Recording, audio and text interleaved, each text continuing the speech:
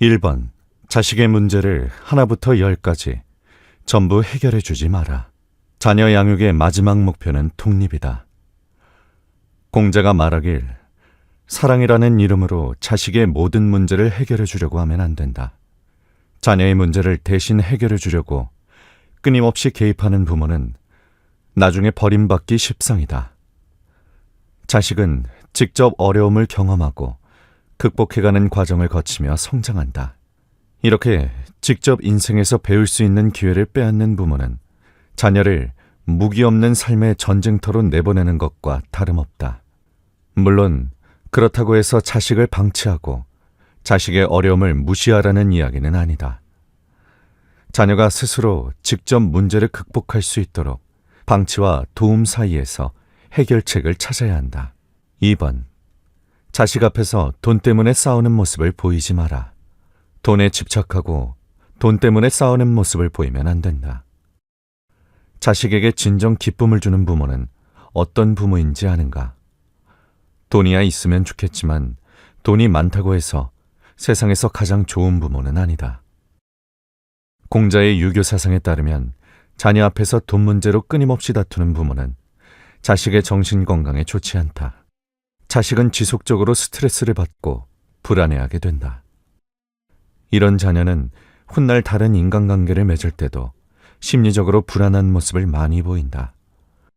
부모는 돈 문제에 있어 자신감 있게 행동해야 한다. 또한 부모된 입장에서 자식 앞에서 돈을 놓고 싸우지 않기 위해 부단히 노력해야 한다. 3번. 자녀를 부모의 소유물로 여기지 마라. 공자는 자녀를 기를 때 소유물로 취급해서는 안 된다고 이야기했다. 그는 논어에서 부모는 자녀를 자신의 소유물로만 볼 것이 아니라 자신의 삶을 주체적으로 이끌어가는 개인으로 여겨야 한다고 말했다. 양육의 목적은 자녀를 독립시키는 것이기 때문이다. 하지만 어떤 부모들은 너의 미래를 위해 그러는 거다. 널 위해서 이러는 거다. 라는 말들로 자녀를 올가매려 든다. 부모가 자녀를 올가매려 통제하려는 집안 중에서 자식이 승승장구하며 대성하는 경우는 많지 않다. 부모의 일과 자식의 일은 독립되어 존재해야만 한다. 부모의 일을 자식에게 억지로 이해시키려 하지 말아라. 4번. 책임을 소홀히 하거나 방탕한 생활을 하지 마라. 공자는 사람의 생명은 하늘이 준 선물이며 다른 사람에게 행복을 주는 데 써야 한다고 믿었다. 이는 부모가 자녀를 포함해 주변 사람들에게 긍정적인 영향을 미치는 방식으로 살아야 할 책임이 있음을 의미한다. 인생을 낭비하거나 부모로서의 책임을 소홀히 하는 부모는 자녀에게 버림받을 가능성이 높다. 자녀는 책임감 있고 선한 방식으로 살아가는 부모를 존경하고 존중한다. 다시 말해 방탕하게 낭비를 일삼거나 책임을 소홀히 하는 부모는 결국 자녀에게 버림받게 되어 있다. 자식들은 책임감 있고 세상에 긍정적인 영향을 주기 위해 살아가는 부모를 존경한다. 또 무책임한 태도와 행동을 반복하는 부모에게 등을 돌린다. 더불어 인생공부라는 책에 있는 부모 자식 간의 관계에 관한 몇 가지 구절을 소개하고자 한다. 사랑한다면 고생시켜라. 엄마가 사준 참고서를 보고 골라준 회사를 지원하고 면접 볼 때 엄마가 동행하는 자식은 결국 불행해진다. 공자가 말했다. 내가 누군가를 진심으로 사랑한다면 그를 고생시키지 않을 수 있겠는가? 내가 누군가를 진심으로 대하고 있다면 그를 깨우쳐주지 않을 수 있겠는가? 사랑하는 사람이 편안히 지내고 잘 되기를 바라는 것은 옛날이나 지금이나 인지상정일 것이다. 내 자식이, 내 연인이 고생한다는 소식을 들으면 눈물을 흘리지 않을 사람이 어디 있겠는가? 하지만 사람이란 아픔을 참고 견디는 것이다. 내가 나의 아픔을 다스려 사랑하는 사람을 참고 지켜볼 때 사랑하는 사람이 고생을 통해 더욱 사람다운 사람이 되는 것이다. 엄마가 사주는 참고서를 보고 엄마가 골라주는 회사를 지원하고 면접을 볼 때도 엄마가 동행하는 자식은 결국 불행해진다. 그러므로 내 자식을 사랑한다면 고생을 시켜야 하고 내 제자를 사랑한다면 엄격한 채찍질을 아끼지 말아야 하고, 내 연인을 사랑한다면 격렬한 비판을 아끼지 말아야 한다. 충은 군주나 국가를 향한 일방적 희생을 의미하지 않고 고든 마음, 진실한 마음을 일컫는다. 사람도 마찬가지다. 누군가를 진심으로 대하는데 어찌 충고와 깨우침을 아끼겠는가? 사랑이란 긍정과 부정의 총합이다. 사랑이란 무조건 긍정하는 것이 아니라 좋아함과 미워함이 균형을 이뤄야 한다.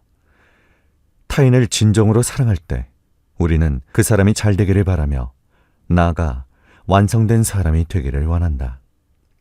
사람됨의 완성은 스스로의 잘못된 행동을 고치고 고난과 시련을 겪고 이겨냄으로써 이루어지기 때문에 사랑이 무조건적인 긍정이 될 수는 없다. 내가 사랑하는 사람이 잘 되기를 원하면서 그 사람의 잘못을 비판하지 않는다면 이는 사랑하지 않는 것이다. 그 사람이 잘못을 고치지 않는 것을 미워하지 않는다면 또한 사랑하지 않는 것이다. 사랑을 바탕으로 하는 비판과 그렇지 않은 비판은 확연히 구별된다. 따라서 사랑이란 좋아함과 미워함이 균형을 이뤄야 한다. 부모가 자식을 사랑하는 것도 마찬가지다. 조선시대 정조 때의 선비였던 이덕무는 부모와 자식 간의 사랑의 도에 대해 다음과 같이 말했다. 너무 엄격하면 사나운 자식은 멀어지게 되고 너무 사랑하면 영리한 자식은 방자하게 된다. 부모가 자식을 대하는 방법은 엄격함과 사랑함이 균형을 이루는 것이다.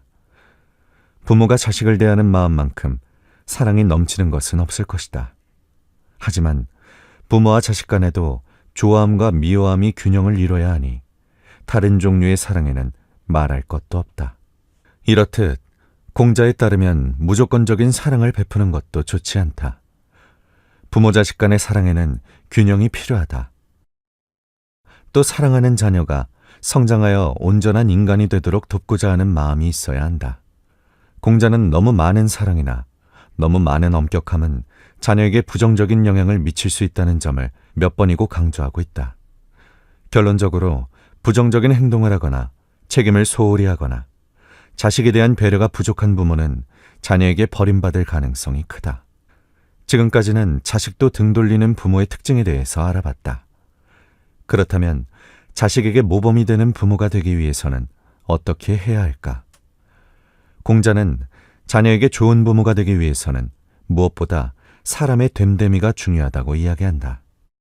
즉, 내가 먼저 좋은 사람이 되어야 자녀에게도 좋은 부모가 될 수 있다는 의미다. 이제부터는 좋은 사람이 되기 위한 방법을 논어의 말책에서 몇 가지 소개하도록 하겠다. 공자가 말하는 좋은 사람이 되는 법. 언제나 사랑받는 사람. 다른 사람에 대한 배려를 잊지 않고 성실히 살아간다. 이것은 무척 어려워 보이지만 실은 즐거운 일이다. 이 같은 삶의 방식을 가진 사람의 곁에는 언제나 많은 이들이 따른다. 주위의 사랑을 받기에 외톨이가 되는 법이 없으며 동료들과 항상 더불어 살아간다.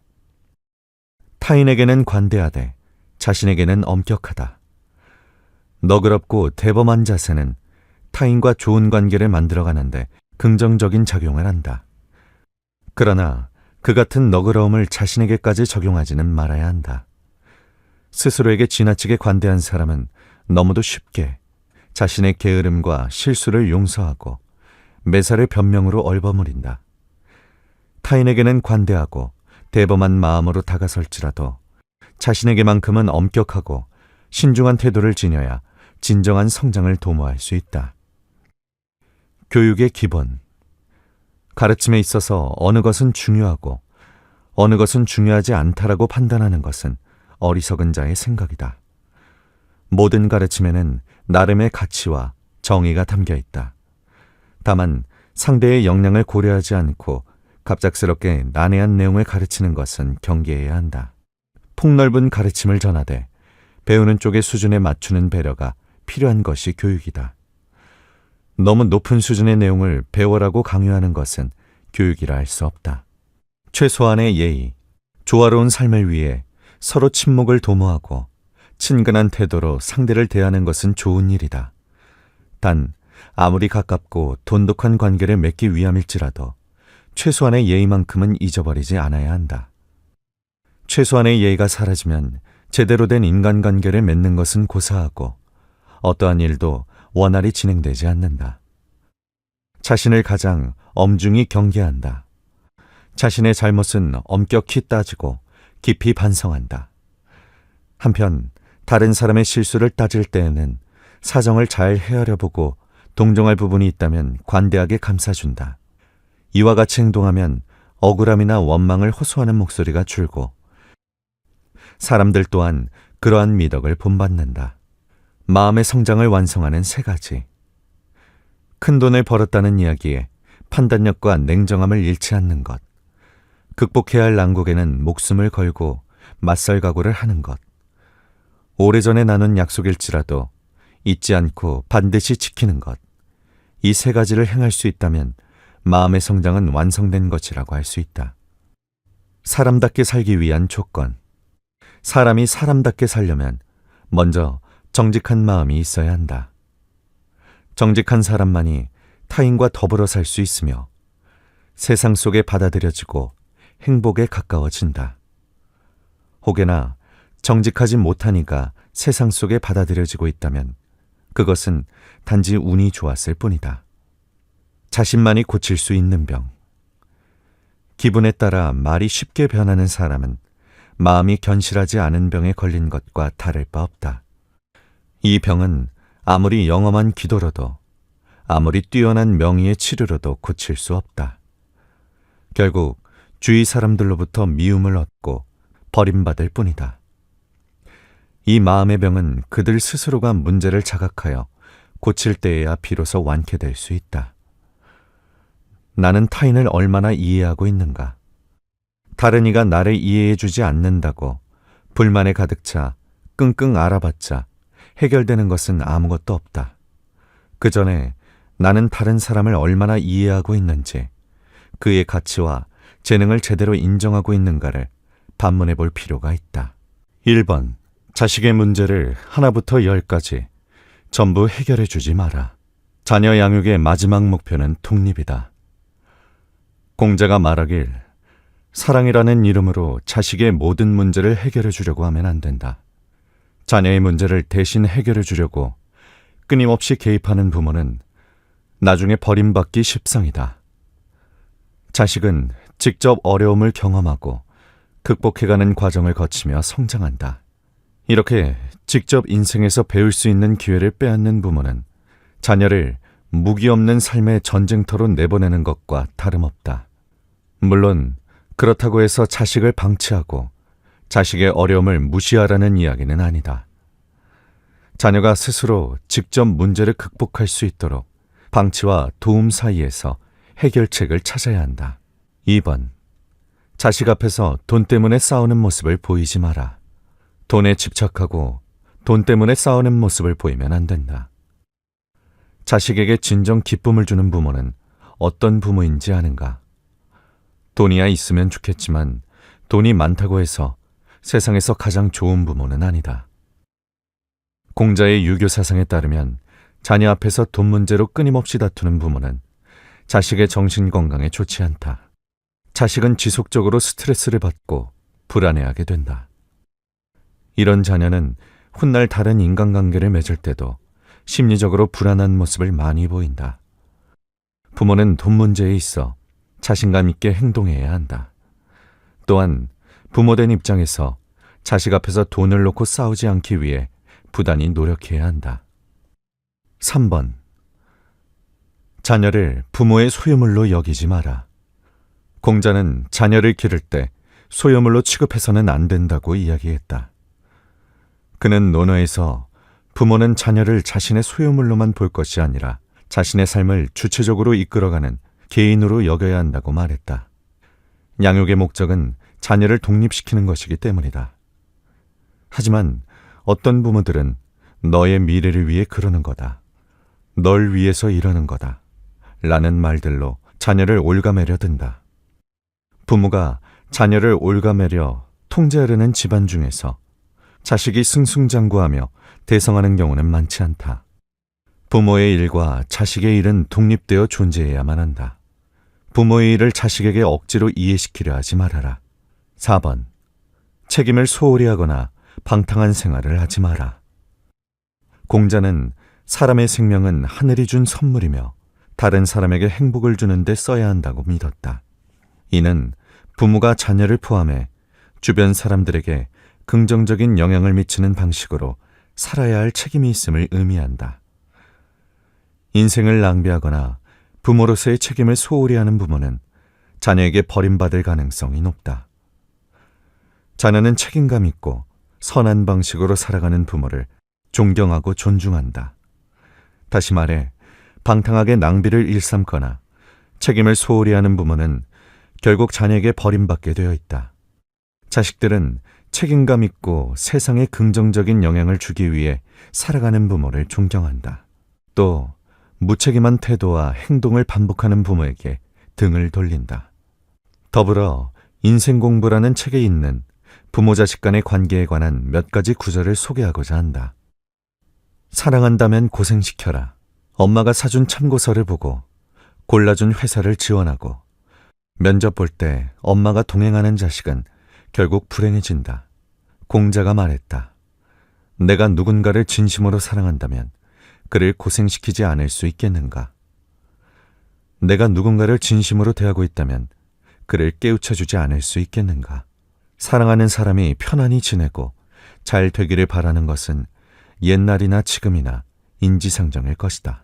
내 자식이, 내 연인이 고생한다는 소식을 들으면 눈물을 흘리지 않을 사람이 어디 있겠는가? 하지만 사람이란 아픔을 참고 견디는 것이다. 내가 나의 아픔을 다스려 사랑하는 사람을 참고 지켜볼 때 사랑하는 사람이 고생을 통해 더욱 사람다운 사람이 되는 것이다. 엄마가 사주는 참고서를 보고 엄마가 골라주는 회사를 지원하고 면접을 볼 때도 엄마가 동행하는 자식은 결국 불행해진다. 그러므로 내 자식을 사랑한다면 고생을 시켜야 하고 내 제자를 사랑한다면 엄격한 채찍질을 아끼지 말아야 하고 내 연인을 사랑한다면 격렬한 비판을 아끼지 말아야 한다. 충은 군주나 국가를 향한 일방적 희생을 의미하지 않고 고든 마음, 진실한 마음을 일컫는다. 사람도 마찬가지다. 누군가를 진심으로 대하는데 어찌 충고와 깨우침을 아끼겠는가? 사랑이란 긍정과 부정의 총합이다. 사랑이란 무조건 긍정하는 것이 아니라 좋아함과 미워함이 균형을 이뤄야 한다. 타인을 진정으로 사랑할 때 우리는 그 사람이 잘 되기를 바라며 나아가 완성된 사람이 되기를 원한다. 사람됨의 완성은 스스로의 잘못된 행동을 고치고 고난과 시련을 겪고 이겨냄으로써 이루어지기 때문에 사랑이 무조건적인 긍정이 될 수는 없다. 내가 사랑하는 사람이 잘 되기를 원하면서 그 사람의 잘못을 비판하지 않는다면 이는 사랑하지 않는 것이다. 그 사람의 잘못을 고치지 않는 것을 미워하지 않는다면 또한 사랑하지 않는 것이다. 사랑을 바탕으로 하는 비판과 그렇지 않은 비판은 확연히 구별된다. 따라서 사랑이란 좋아함과 미워함이 균형을 이뤄야 한다. 부모가 자식을 사랑하는 것도 마찬가지다. 조선시대 정조 때의 선비였던 이덕무는 부모와 자식 간의 사랑의 도에 대해 다음과 같이 말했다. 너무 엄격하면 사나운 자식은 멀어지게 되고 너무 사랑하면 영리한 자식은 방자하게 된다. 부모가 자식을 대하는 방법은 엄격함과 사랑함이 균형을 이루는 것이다. 부모가 자식을 대하는 마음만큼 사랑이 넘치는 것은 없을 것이다. 하지만 부모와 자식 간에도 좋아함과 미워함이 균형을 이뤄야 하니 다른 종류의 사랑에는 말할 것도 없다. 이렇듯 공자에 따르면 무조건적인 사랑을 베푸는 것도 좋지 않다. 부모 자식 간의 사랑에는 균형이 필요하다. 또 사랑하는 자녀가 성장하여 온전한 인간이 되도록 돕고자 하는 마음이 있어야 한다. 공자는 너무 많은 사랑이나 너무 많은 엄격함은 자녀에게 부정적인 영향을 미칠 수 있다는 점을 몇 번이고 강조하고 있다. 결론적으로 부정적인 행동을 하거나 책임을 소홀히 하거나 자식에 대한 배려가 부족한 부모는 자녀에게 버림받을 가능성이 크다. 지금까지는 자식도 등 돌리는 부모의 특징에 대해서 알아봤다. 그렇다면 자식에게 모범이 되는 부모가 되기 위해서는 어떻게 해야 할까? 공자는 자녀에게 좋은 부모가 되기 위해서는 무엇보다 사람의 됨됨이가 중요하다고 이야기한다. 즉, 내가 먼저 좋은 사람이 되어야 자녀에게도 좋은 부모가 될 수 있다는 의미다. 이제부터는 좋은 사람이 되기 위한 방법을 노너의 말책에서 몇 가지 소개하도록 하겠다. 공자가 말하는 좋은 사람이 되는 법. 언제나 사랑받는 사람. 다른 사람에 대한 배려를 잊지 않고 성실히 살아간다. 이것은 무척 어려워 보이지만 실은 즐거운 일이다. 이 같은 삶의 방식을 가진 사람의 곁에는 언제나 많은 이들이 따른다. 주위의 사랑을 받기에 외톨이가 되는 법이 없으며 동료들과 항상 더불어 살아간다. 타인에게는 관대하되 자신에게는 엄격하다. 너그럽고 대범한 자세는 타인과 좋은 관계를 만들어가는데 긍정적인 작용을 한다. 그러나 그 같은 너그러움을 자신에게까지 적용하지는 말아야 한다. 스스로에게 지나치게 관대한 사람은 너무도 쉽게 자신의 게으름과 실수를 용서하고 매사를 변명으로 얼버무린다. 타인에게는 관대하고 대범한 마음으로 다가설지라도 자신에게만큼은 엄격하고 신중한 태도를 지녀야 진정한 성장을 도모할 수 있다. 교육의 기본. 가르침에 있어서 어느 것은 중요하고 어느 것은 중요하지 않다라고 판단하는 것은 어리석은 자의 생각이다. 모든 가르침에는 나름의 가치와 정의가 담겨 있다. 다만 상대의 역량을 고려하지 않고 갑작스럽게 난해한 내용을 가르치는 것은 경계해야 한다. 폭넓은 가르침을 전하되 배우는 쪽의 수준에 맞추는 배려가 필요한 것이 교육이다. 너무 높은 수준의 내용을 배워라고 강요하는 것은 교육이라 할 수 없다. 최소한의 예의, 조화로운 삶을 위해 서로 친목을 도모하고 친근한 태도로 상대를 대하는 것은 좋은 일이다. 단 아무리 가깝고 돈독한 관계를 맺기 위함일지라도 최소한의 예의만큼은 잊어버리지 않아야 한다. 최소한의 예의가 사라지면 제대로 된 인간관계를 맺는 것은 고사하고 어떠한 일도 원활히 진행되지 않는다. 자신을 가장 엄중히 경계한다. 자신의 잘못은 엄격히 따지고 깊이 반성한다. 한편 다른 사람의 실수를 따질 때에는 사정을 잘 헤아려보고 동정할 부분이 있다면 관대하게 감싸준다.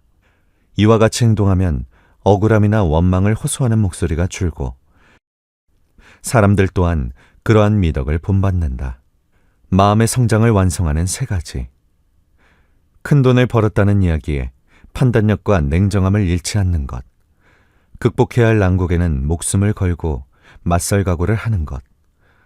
오래전에 나눈 약속일지라도 잊지 않고 반드시 지키는 것. 이 세 가지를 행할 수 있다면 마음의 성장은 완성된 것이라고 할 수 있다. 사람답게 살기 위한 조건. 사람이 사람답게 살려면 먼저 정직한 마음이 있어야 한다. 정직한 사람만이 타인과 더불어 살 수 있으며 세상 속에 받아들여지고 행복에 가까워진다. 혹여나 정직하지 못하니까 세상 속에 받아들여지고 있다면 그것은 단지 운이 좋았을 뿐이다. 자신만이 고칠 수 있는 병. 기분에 따라 말이 쉽게 변하는 사람은 마음이 견실하지 않은 병에 걸린 것과 다를 바 없다. 이 병은 아무리 영험한 기도로도 아무리 뛰어난 명의의 치료로도 고칠 수 없다. 결국 주위 사람들로부터 미움을 얻고 버림받을 뿐이다.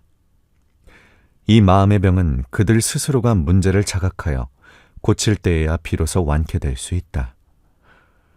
나는 타인을 얼마나 이해하고 있는가? 다른 이가 나를 이해해주지 않는다고 불만에 가득 차 끙끙 앓아봤자 해결되는 것은 아무것도 없다. 그 전에 나는 다른 사람을 얼마나 이해하고 있는지, 그의 가치와 재능을 제대로 인정하고 있는가를 반문해 볼 필요가 있다.